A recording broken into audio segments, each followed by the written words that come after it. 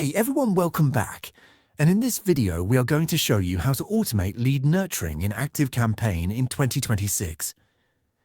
To get started, log into your ActiveCampaign account on your PC, and from the main dashboard, click on Automations, then click Create Automation to begin building your nurture flow.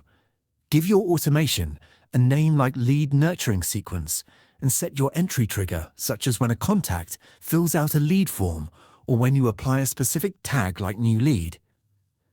Click the plus icon to add your first email, which should deliver value right away by addressing a common question or offering a helpful resource to build trust. Next, add a wait condition for 2 to 3 days to give your lead time to engage before sending the next message.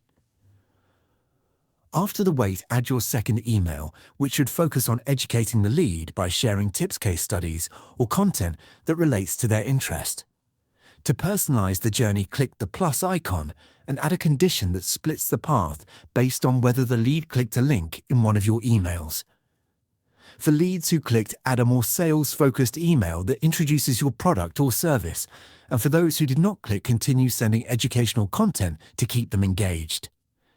Continue adding additional emails and wait steps to gradually move leads from interest to consideration, with each message providing value and building momentum toward a final call to action.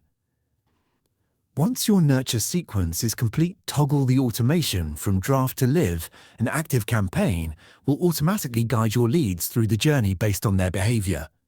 If you found this tutorial helpful, please give this video a like and subscribe for more step-by-step guides, and I will see you in the next one.